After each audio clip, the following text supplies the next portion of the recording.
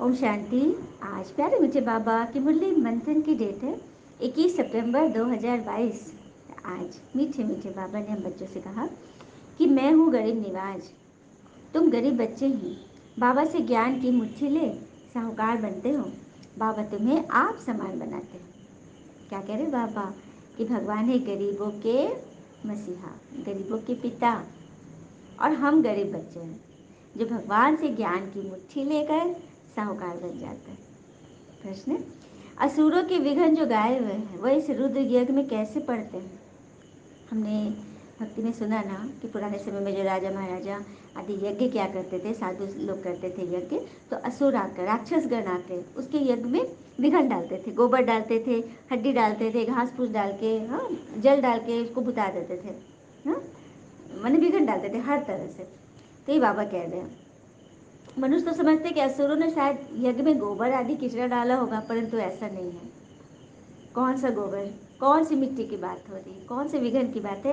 तो जब बच्चे किसी अहंकार में आ जाते हैं, ग्रहचारी बैठ जाती है, कोई ग्रह चढ़ जाता है, तब जैसे किचड़ा बरसने लगता है। क्रोध में आकर मुख से जो फालतू बोलते हैं, यही इस रुद्र यज्ञ में बहुत बड़ा विघ्न डालते हैं। तो क्रोध में आकर हम किसी की बात पकड़कर, किसी से बहुत दूरी बनाकर, जैसे अपने यज्ञ में किचड़ा डाल दें, क्योंकि ये यज्ञ शुद्धता का यज्ञ, पवित्रता का यज्ञ, तन मन धन की मतलब 100% पवित्रता का ये यज्ञ है।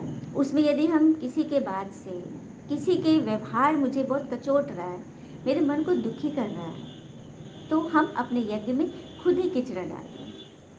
क्योंकि जैसे ही दुख आता है, कल की मुरली में क्या था, दुख और सुख दोनों ही हमारे चेहरे से प्रतीत होता है।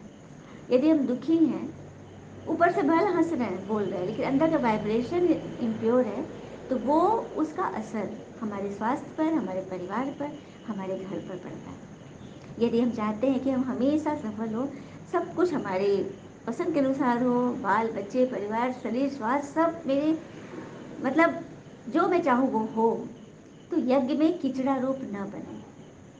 मन पे देखो, बातें तो आएंगी, बातों का काम आना, और हमारा काम क्या है, उसको रवाना करना। तो जो ये बच्चे कर लेंगे ना, अपने आप को संभालना है, किसी सामने वाला को नहीं परिवर्तन करना है। और कहते हैं ना कि छोड़ दिया मैंने किसी से कुछ मांगना, जो हक में होगा वो ईश्वर हमें खुद ला के देगा। तो ईश्वर लाए हैं हमारे लिए ये ज्ञान मुरली। ये ज्ञान मुरली ईश्वर की सौगात है।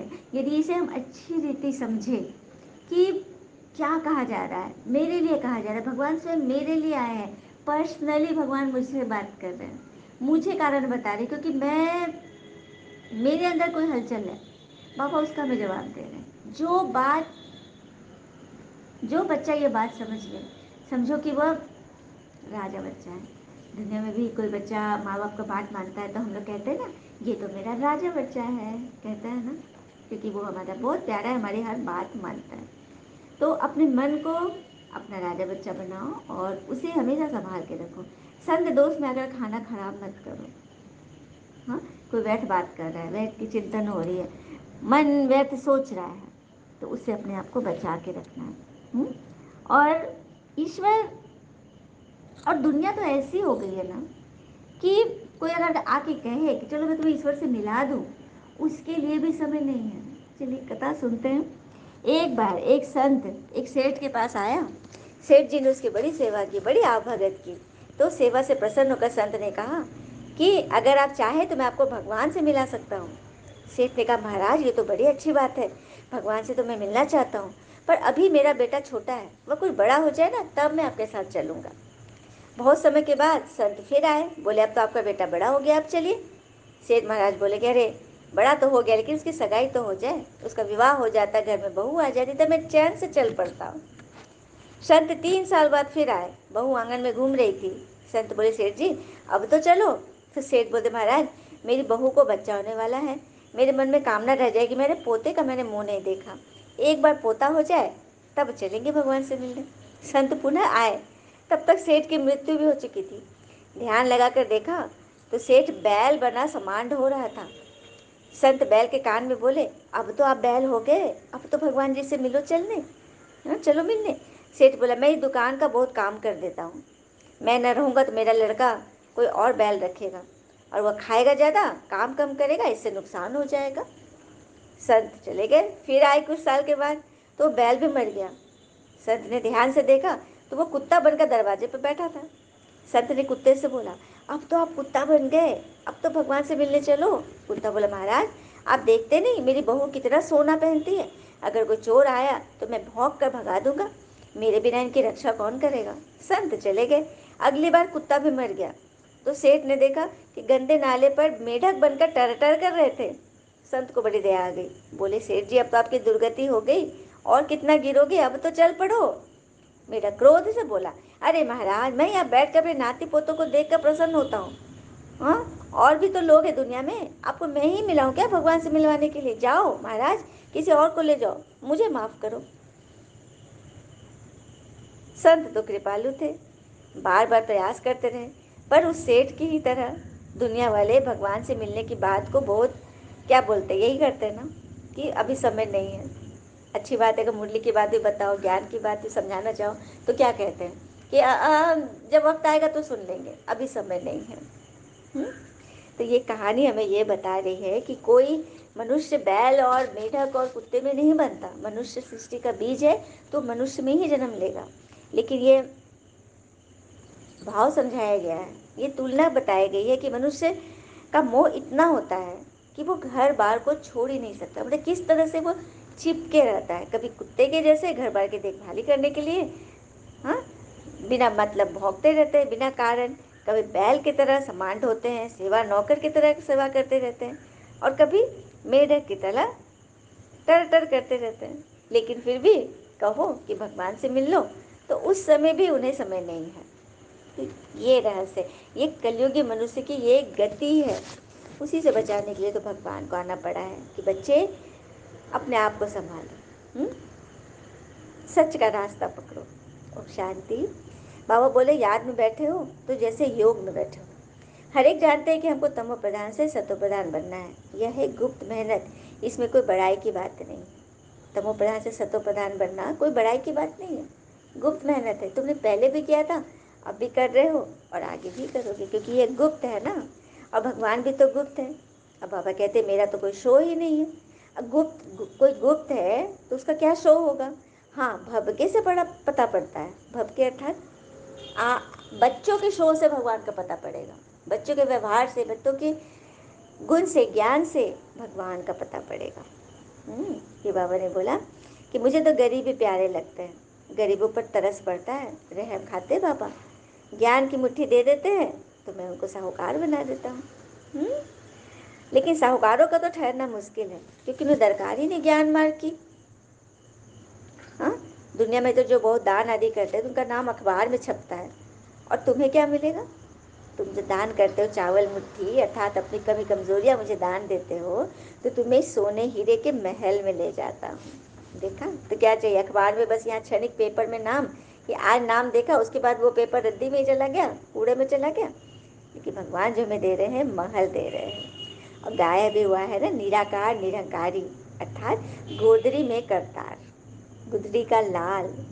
तो गुदरी, गुदरी क्या है, ब्रह्मा बाबा गुदरी, अर्थात बूढ़ा शरीर, बूढ़ा पतित शरीर, उसमें करतार समा गया है, स्वयं भगवान आ गए हैं।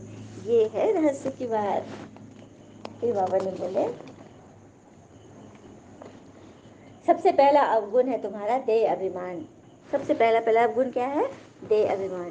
देह अभिमान में आने से ही और विकार चटकते हैं, सारे विकार को वो खींचता है, चुंबक है देह अभिमान।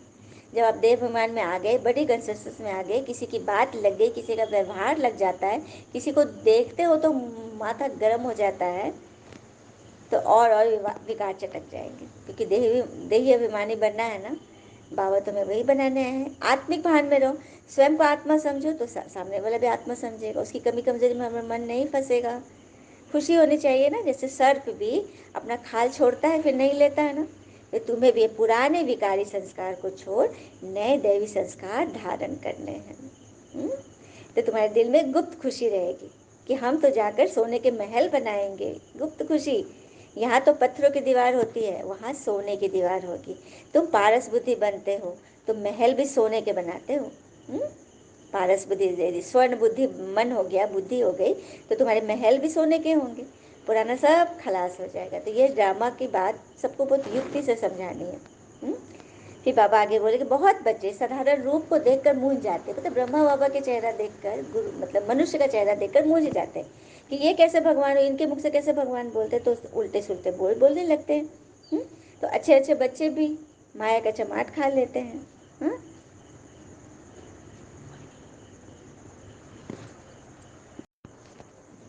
तो इसी पर बाबा कहते हैं कि मैं निराकार बिना साकार तन का आधार लिए कैसे पढ़ाऊंगा, तो मैं आकर साधारण तन में बैठता हूँ। पढ़ाई तो जरूर चाहिए ना, बहुत अच्छे अच्छे बच्चों का माथा भी फिर जाता है। तो ऐसे ऐसे पॉइंट से नए नए पॉइंट जो तुम्हें मिलते हैं ना, बच्चों को समझाना है। और तुम बच्चों को तो बिल्कुल ही निरहंकारी बनकर रहना है। अहंकार आने से फिर सारा किचड़ा बाहर निकलता है, जैसे कि किचड़ों की बारिश होने लगती है। तो अपने आप को कीचड़ों से बचाना है। जो भी कमी कमजोरियाँ है ना, अपने खुद के यज्ञ में, भगवान से मिलने का यज्ञ है ना, उससे गोबर आदि नहीं डलना है। मन का गोबर, चलते फिरते ग्रहचारी बैठती है तो छटेले बन जाते हैं। छटेले मतलब छट जाएंगे फिर। तो उससे बचना है ना, इसमें बहुत खबरदार रहना है, क्योंकि संग तारे कुसंग बोरे। और आज देखो बड़े आदमी के दुश्मन बहुत बन पड़ते हैं। जो बहुत आगे बढ़ रहे हैं उसको ईर्ष्या करने वाले बहुत पैदा हो जाते हैं। हाँ, तो तुम्हें घबराना नहीं है, भगवान तुम्हारे साथ है। तुम पावन देवी देवता थे, तो किसी बात का तुम्हें फिक्र नहीं करनी है। हाँ, सहन जरूर करना पड़ेगा, लेकिन वो भी मजबूरी से नहीं, खुशी खुशी। इसमें महावीरता चाहिए। शिव शक्ति का गायन तुम्हारा ही है ना, आदि देव को महावीर कहते हैं। अब तुम समझते हो कि माया पर जीत पाते हैं तो दूसरे को माया जीत बनाते हैं। जो खुद जीतेंगे वही तो बनाएंगे ना। तो देखो भगवान कितने प्यार से हमें बैठ समझाते हैं, कितनी सहज बात है। देह सही देह के सब संबंध त्याग, विकारी संबंध त्याग, एक पिता को याद करो। चाहे तो राजभाग पाओ, चाहे प्रजा पद पाओ, तुम्हारे पुरुषार्थ पर सारा मदार है ना।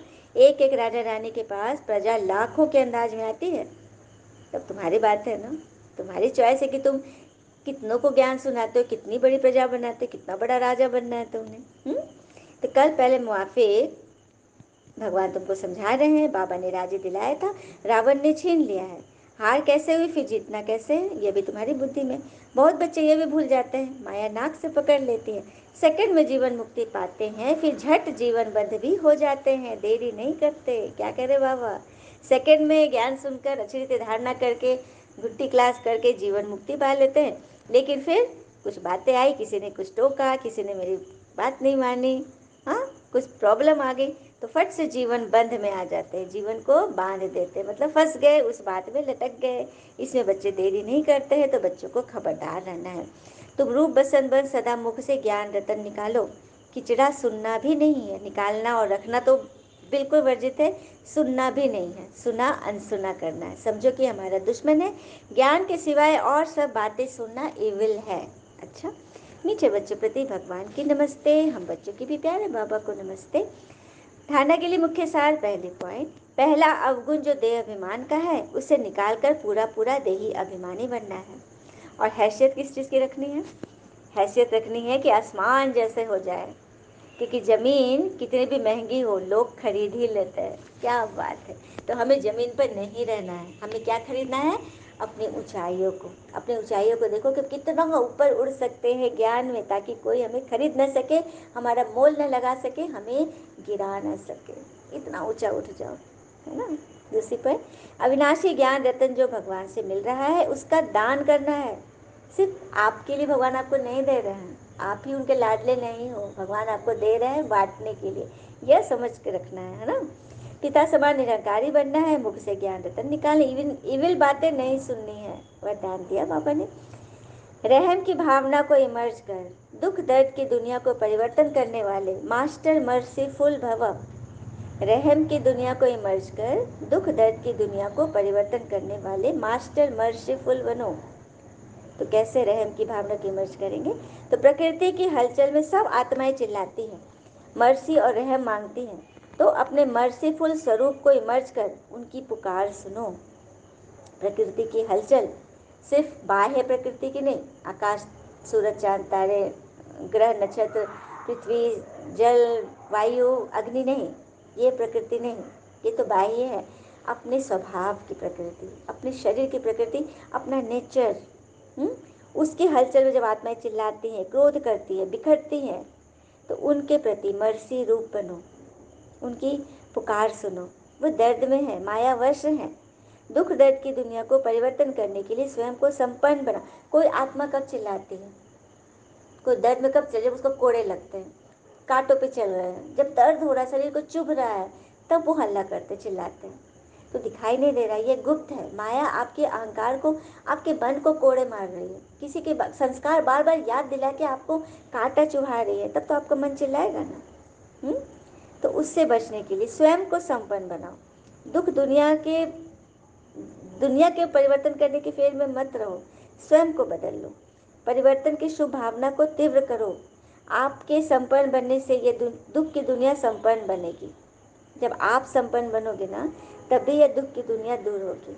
इसलिए स्वयं प्रति चाहे सब आत्माओं के प्रति रहम की भावना इमर्ज करो। जहाँ रहम होगा वहाँ सुख, शांति, सफलता होगी। और तेरा मेरा का हलचल भी नहीं होगा। फलना ऐसे किया, उसको ऐसा करना चाहिए, उन्होंने ऐसे किया, उनको ऐसे बोलने नहीं आता।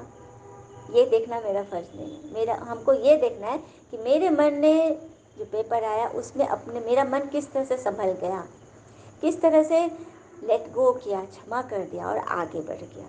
ये है रहम की भावना की मर्ज करेंगे जितना जितना, उतना ईश्वर हम पर रहम करेंगे, हमें आगे बढ़ाएंगे। स्लोगन, ज्ञान और योग के दोनों पंख मजबूत हो तब उड़ती कला का अनुभव कर सकेंगे। ज्ञान और योग के दोनों पंख, अर्थात मन बुद्धि को एकाग्र करो और शांति में रखो, प्रेम से रखो। जब ये दोनों पंख मजबूत होंगे तभी तो उड़ोगे ना। पंछी के पंख ही कमज़ोर हैं तो कैसे उड़ेगा। जब पंख मजबूत हो जाते हैं तब वो उड़ने लगता है। तो हमें भी हर परिस्थिति, हर प्रॉब्लम, हर नेगेटिविटी से अपने आप को बचाना है, उड़ा के ले जाना है। तो ज्ञान और योग, योग में वो शक्ति है, बिगर योग के ज्ञान किसी काम का नहीं है। जैसे ताली दो हाथ से बजती है ना, कोई भी चीज़, हम कोई भी काम दो हाथ से करते हैं, एक हाथ होगा तो कितना दिक्कत होगा। उसी तरह ज्ञान का एक हाथ तो है, लेकिन राइट हैंड योग है। योग बगैर प्राप्ति नहीं। आपको लगेगा कि सब कुछ पूरा हो रहा है सब, लेकिन आपके मन को सदा काल की सुख शांति नहीं मिलेगी। अच्छा, ओम शांति। शुक्र है मीठे बाबा, वो बाबा के प्यारे प्यारे बच्चे। All is well always. Om Shanti.